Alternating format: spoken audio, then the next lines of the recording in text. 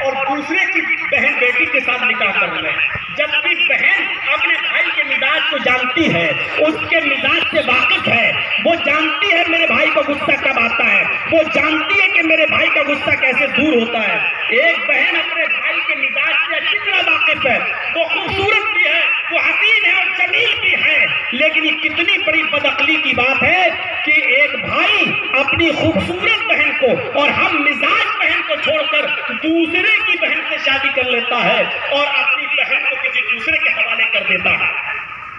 جبکہ پھر آگے لکھتا ہے, جب ہماری بہن ہمارے لیے کھانا بنا سکتی ہے, ہمارا پریشانی میں سر دبا سکتی ہے, ہمارے لیے بستر بچھا سکتی ہے, ہمیں دوا کھلا سکتی ہے, ہمارا مجبوری اور پریشانیوں میں ہمارا خیال رکھ سکتی ہے, تو پھر شادی کر کے اس کے ساتھ جنسی تسکین اور جنسی لذت حاصل کیوں نہیں کی جا سکتی ہے. اور آگے وہ لکھتا ہے, یہ کتنی بڑی بے وقوفی کی بات ہے کہ اپنی حسین و جمیل اور خوبصورت سرمایہ کو اور حسین و جمیل بہن کو کسی دوسرے کے حوالے کر دو اور دوسرے کا کباڑ کھانا اٹھا کر اپنے گھر میں. یہ اسی عقل کا ناجائز فائدہ ہوا. اور میں پوچھنا چاہتا ہوں آپ سے, آپ لاکھ کہیے کہ سماج اجازت نہیں دیتا, یہ اجازت نہیں دیتا, وہ اجازت نہیں, یہ سب کہنے والی بات ہے, لیکن مجھے یہ بتائیے کہ عقل کے طور پر اس نے کون سی غلط بات کہی تھی؟ اگر عقل ہی کو آپ دخل دیں گے اور ہر چیز عقل سے سوچیں گے تو آپ بتائیے عقلی طور پر اس میں کیا برائی ہے کہ میں اپنی خوبصورت بہن کو کسی ایسے انسان کے حوالے کر دوں جس کی زندگی کا واقف نہیں ہے, جس کے غصے گرمی سے ہم واقف نہیں ہے, جس کی رازدارانہ زندگی سے ہم واقف نہیں ہے. ہم اپنی بہن کو اس کے حوالے کر دیں اور دوسرے کی بہن کو ہم لے آئیں جس کے ہم واقف نہیں ہیں. آپ بتائیے عقلی طور پر عقل کیا کہتی ہے؟ عقل کہتی ہے کہ اپنی بہن سے خود نکاح کر لو, کیونکہ اس کو اس کے مزاج سے ہم واقف ہیں, اس کے سرشت سے ہم واقف ہیں, اس لیے اپنے گھر کے مال کو دوسرے کے گھر میں ہم کیوں دیں. عقل تو یہی کہتی ہے. شریعت ایک الگ چیز ہے. میں کہنا چاہتا ہوں میرے بھائیوں, جہاں عقل کام کرنا بند کر دیتی ہے وہاں پھر وحی الہی کی ضرورت پڑتی ہے. اب ہماری عقل تو کہہ رہی ہے کہ بہن اور بیٹی کے ساتھ نکاح کرنے میں کوئی برائی نہیں ہے, لیکن ہماری عقل اب یہاں دائرہ ہی نہیں ہے, وہ کام کرنا بند کر دی. شریعت کہتی ہے کہ بہن کے ساتھ نکاح کرنا حرام ہے, بیٹی کے ساتھ نکاح کرنا حرام ہے, آپ نہیں کر سکتے ہو. اب شریعت کی جگہ ضرورت اس لیے پڑی ہے کہ عقل نے جب کام کرنا بند کر دیا ہے, اب ہم عقل کو دخل نہیں دے سکتے, شریعت ہی کی بات کو مانیں گے, اور شریعت کی بات کو ماننا ہی میرے بھائیوں عبادت ہے. اس لیے ہم اپنے تمام کاموں میں یہ دیکھیں کہ عبادت کیا ہے اور اللہ اور اس کے رسول کی مرضی کیا ہے. شریعت کیا کہتی ہے؟ اپنے آپ کو سرنڈر کر دینے کا نام عبادت ہے. اللہ نے اور اس کے رسول نے جب کہا کھاؤ تب کھائیں, جب کہا پہنو تو پہنیں, جب کہا بیٹھ جاؤ تو بیٹھ جائیں, جب کہا سو تو سو جائیں, جب کہا اٹھو تو اٹھ جائیں, جب کہیں نماز پڑھو تو نماز پڑھیں, جب کہیں کہ اس وقت نماز پڑھنا حرام ہے منع ہے تب رک جائیں, جب کہیں روزہ رکھو تب روزہ رکھیں, جب کہیں کہ ان دنوں میں روزہ رکھنا منع ہے تو ہم چھوڑ دیں. اسی کا نام شریعت ہے, اسی کا نام عبادت ہے, اور اسی عبادت میں میرے بھائیوں عقل کو دخل نہیں ہے. اب شریعت میں وہی چلے گا. اگر مکھی ہمارے کھانے پینے کی چیز میں گر جائے تو اللہ کے رسول فرماتے ہیں اس کو پکڑ کے پورا ڈبو دو, کیونکہ جب وہ پاپ کھانے میں پینے میں گرتی ہے پانی میں تو وہ اپنا بیماری والا پر ڈالتی ہے. اللہ نے اس کے دوسرے پر میں شفا رکھی ہے, جب آپ اس کو پورا ڈبو دو گے تو اس کی شفا اس بیماری کو کاٹ دے گی. اب ہم اپنی عقل کو دخل نہ دیں, صاحب مکھی گر گئی, اب ہم یہ کھانا کیسے کھائیں, نہیں اس کو ہٹا دیں, یہ کر دیں. شریعت نے کہہ دیا ہمیں ماننا ہے, شریعت نے کہہ دیا کہ لڑکا کا پیشاب نہیں دھویا جائے گا, صرف چھینٹا مارنے سے کام چل جائے گا. لڑکی اگر پیشاب کر دے, بچی آپ کی چاہے وہ دودھ ہی کیوں نہ پیتی ہو, چھوٹی کیوں نہ ہو, اگر وہ پیشاب کر دے تو اس کے پیشاب کو دھلا جائے گا. آپ شریعت سے سوال نہیں کر سکتے ہو. اب یہ مت پوچھو کہ لڑکے لڑکی کے پیشاب میں فرق کیا ہے. اب ہم اپنی عقل سے وہ سوال کر رہے ہیں جو عقل کا دائرہ نہیں ہے. یہاں عقل نے کام کرنا بند کر دیا ہے, تب شریعت کا حکم ہمیں ماننا پڑے گا. میرے پیارے ساتھیوں, جب عقل کام کرنا بند کر دے وہاں وحی الہی کی ضرورت ہوتی ہے، وہاں شریعت کی ضرورت ہوتی ہے، وہاں نبی اکرم کی حدیث کی ضرورت ہوتی ہے۔ تو ہمیں اللہ اور اس کے رسول کی مرضی کے مطابق عبادت کرنا چاہیے، اور جس طرح شریعت نے کہا اس طرح ہمیں عبادت کرنا چاہیے۔ اسی طریقے سے اب یہ نہیں کہا جا سکتا کہ پردہ کیوں ہے، مرد تو بازاروں میں گھومے اور عورتوں کو پردے کی چہار دیواری کے اندر قید کر دیا جائے۔ یہ کہاں کی عقل مندی ہے کہ عورت کو گھر کے اندر گھسا کے رکھا جائے؟ جس خالق کائنات نے اس کو بنایا ہے اسی نے ہمیں حکم دیا ہے، اور اس کے اب ہم اگر عورت کو آزاد کرتے ہیں تو فطرت کے ساتھ بغاوت کرتے ہیں اور قدرت کے حکم کے ساتھ بغاوت کر رہے ہیں، کیونکہ وہ جانتا ہے کہ عورت کو پردہ کیوں کرنا چاہیے، عورت کو گھر میں کیوں رہنا چاہیے، وَقَرْنَ فِي بُيُوتِكُنَّ میں کیا مصلحت ہے، یہ وہی جانتا ہے جس نے عورت کو پیدا کیا ہے۔ کیونکہ دنیا کی زندگی کے دو نظام ہیں، ایک باہر کی زندگی اور گھر کی زندگی۔ باہر کی زندگی کے نظام کو مرد سنبھالے اور گھر کی زندگی کے نظام کو عورت سنبھالے، یہ دو، اور دونوں کے کام بٹے ہوئے ہیں۔ عورتوں کو گھر کے کام سنبھالنے کے لیے پیدا کیا گیا ہے، مردوں کو باہر کے کام سنبھالنے کے لیے پیدا کیا گیا ہے۔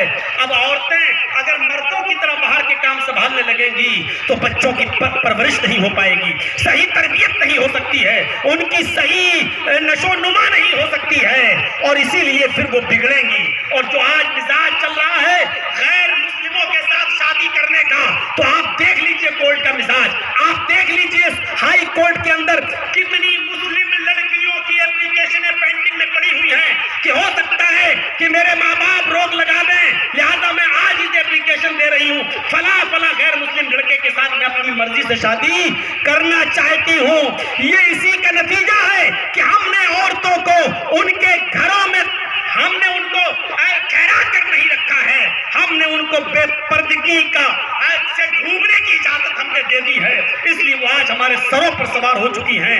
میرے پیارے ساتھیوں، ورنہ یہ عورت جو کبھی گھر کی ملکہ ہوا کرتی تھی اور تربیت کیا کرتی تھی موطا امام مالک کی، وہ حدیث اٹھا کر دیکھیے کہ ایک صحابیہ ہیں جن کے گھر میں ایک بچہ پیدا ہوتا ہے، جب وہ بچہ پیشاب کرتا تھا تو وہ صحابیہ کہتی کہ میں اپنے بچے کی شرمگاہ پر پانی ڈال دیا کرتی تھی۔ وہ بچے نے جب پیشاب کیا، صحابیہ کہتی ہے کہ میں اپنے بچے کی شرمگاہ پر پانی ڈال دیا کرتی تھی۔ میرا بیٹا جب چلنے کے لائق ہوا، میرے بیٹے کا پہلا دن تھا، وہ اپنے پیروں کے بل کھڑا ہوا اور چلا۔ جب پہلا دن تھا، میرے بچے کو جب پیشاب کی ضرورت پیش آئی تو اس نے مجھ سے پانی نہیں مانگا، اس نے پانی کا ایک برتن رکھا تھا، چھوٹا سا پیالہ تھا، اس نے دونوں ہاتھوں سے پیالہ اٹھایا، کھڑا ہوا اور پیشاب کرنے چلا گیا۔ وہ پہلا دن تھا، ماں کہتی ہے وہ صحابیہ کہ میں اپنی آنکھوں سے دیکھ رہی ہوں اپنے بچے کو کہ دیکھ اب کیا کرتا ہے۔ وہ بچہ ایک نالی کے پاس جاتا ہے، بیٹھ جاتا ہے، پیشاب کرتا ہے اور اپنے ننھے منھے ہاتھوں سے اسی پیالے کا پانی اپنی شرمگاہ پہ ڈال رہا ہے۔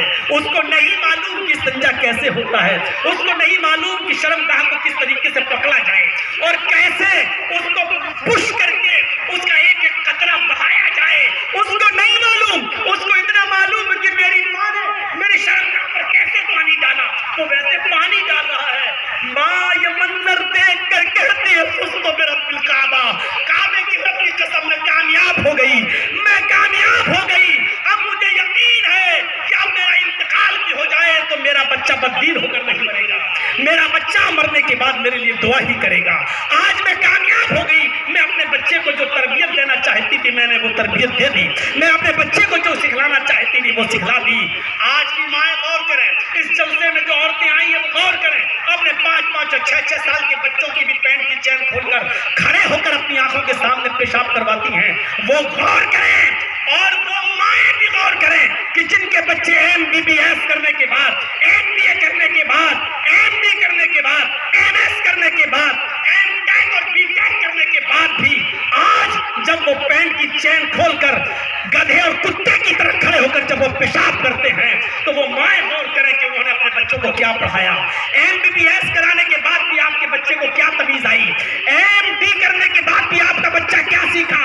وہ مائیں غور کریں کہ MTech اور BTech کرنے کے بعد بھی آپ کے بچے نے وہ تربیت نہیں دی جو یہ صحابیہ کہہ رہی ہے کہ اللہ کی قسم میں کامیاب ہو گئی، آج میں کامیاب ہو گئی، میں جو सिखाना चाहती थी मैंने अपने बच्चे को सिखा दिया।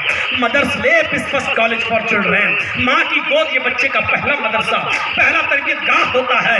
माँ की गोद से जो बच्चा सीखेगा वो आखिरी उम्र तक सीखेगा, और माँ की गोद से जो बच्चा नहीं सीख सका वो मेरे भाइयों बड़े होकर भी कुत्तों की तरह पेशाब करेगा। बल्कि कुत्तों में तो फिर भी थोड़ी सी तमीज होती है कि वो पेशाब करता है तो एक पैर उठा लेता है ताकि छींटे ना आए। हम कुत्तों से भी बुरी तरह पेशाब करते हैं कि दोनों पैरों को जमीन पर रखकर ऐसी जगह पर पेशाब की धार मारते हैं कि अपने कपड़ों पर उनकी छींटे आती हैं। हम कुत्तों से भी ज्यादा गिर चुके हैं, उनसे भी ज्यादा गए गुजरे हो चुके हैं। इतना पढ़ने और लिखने के बाद भी हमें इतनी तमीज नहीं आती है। ये सुनना पड़ेगा तुम्हें, जब बुलाए हो तो सुनना पड़ेगा, इसके बाद मत बुलाइएगा तो मत सुनिएगा, लेकिन जब बुलाए हो तो सुनना पड़ेगा। तो मेरे प्यारे साथियों, यहाँ आए हो तो कुछ लेकर उठो, कुछ लेकर उठो।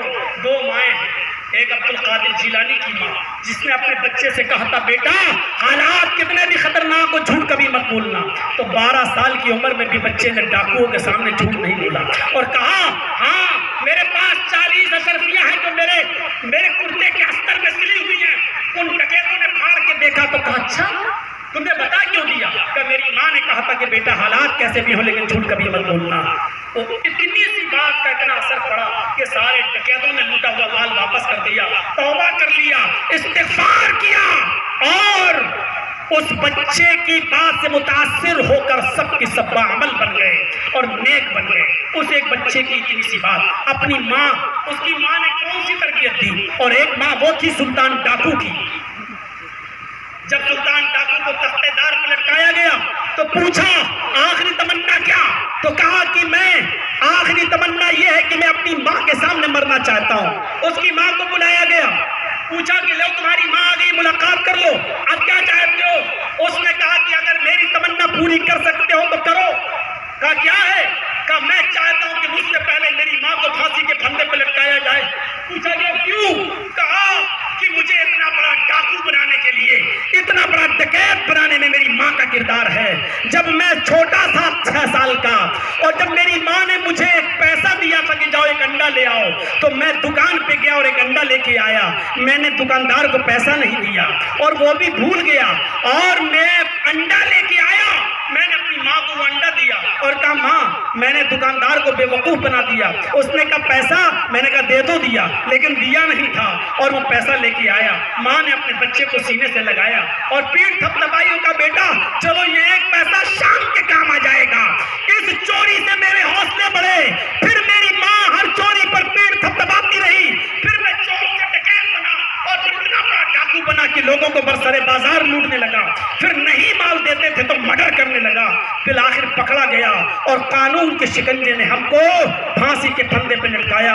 इस फांसी के फंदे पे लटकाने वाली कोई और नहीं मेरी माँ है, लिहाजा मेरी माँ को फांसी के फंदे पे लटकाया जाए।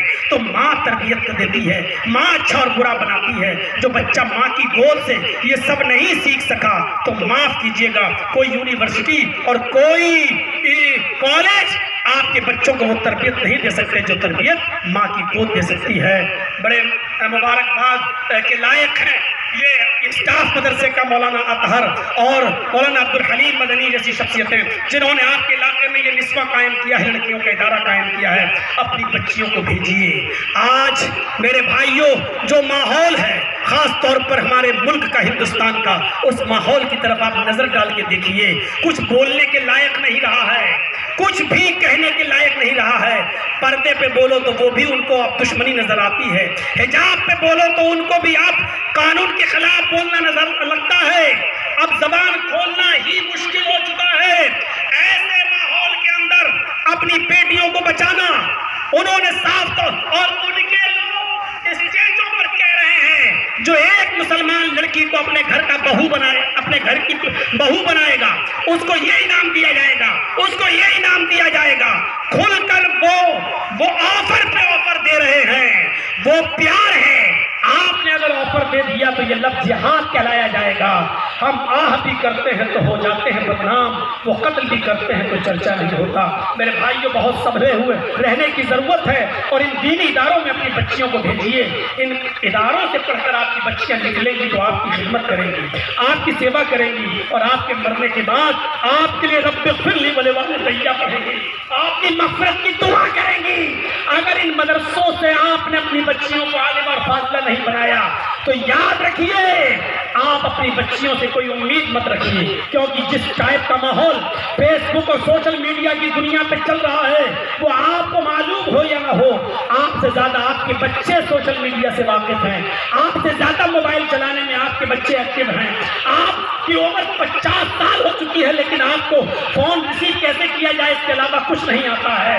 آپ کے بچوں کو سب کچھ آتا ہے کہ یہ تقریر کیسے ڈاؤن لوڈ ہو، یہ گیم کیسے ڈاؤن لوڈ ہو، یہ مووی کیسے ڈاؤن لوڈ ہو، اور چھوٹی چھوٹی بچیوں کے جو ڈانس بےہودگی کے ساتھ آ رہے ہیں، میرے بھائیوں، یہ 9-10 سال کی بچیوں کو بھی آوارہ بنا رہے ہیں۔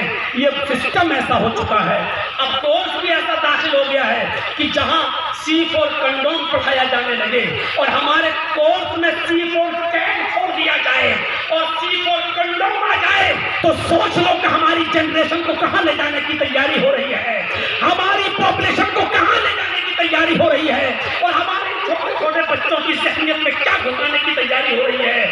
اب دینی مدارس کے علاوہ آپ کے بچوں کی اصلاح کہیں نہیں ہو سکتی ہے۔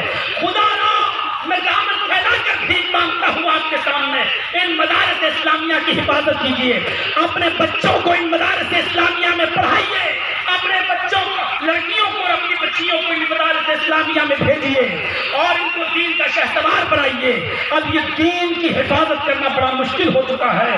میرے پیارے ساتھیوں، آپ دیکھ لو کہ ہم جیل میں گئے تو میڈیا نے کیا اچھالا، ہم جیل میں جس دھارا میں گئے وہ تو بیان نہیں ہو رہا ہے، لیکن میڈیا نے دکھایا یہ زہریلا مولوی، یہ بنگالی مولوی، یہ ممتا کا مولوی، یہ چہر اگلنے والا مولوی۔ اور غور کرو، اگر ہم نے زہری نکلا تو پورے ہندوستان میں ہمارے اوپر کیس کیوں نہیں ہے؟ ہائی کورٹ نے مجھے اسی بات پر ضمانت دی کہ جب تم کہہ رہے ہو کہ اتنا برا ہے دنگے اور فساد، تو پورے ہندوستان میں اس کے اوپر مقدمہ کیوں نہیں ہے؟ جب یہ اتنا ہی خلاف بولتا ہے تو کہیں FIR کیوں نہیں ہے؟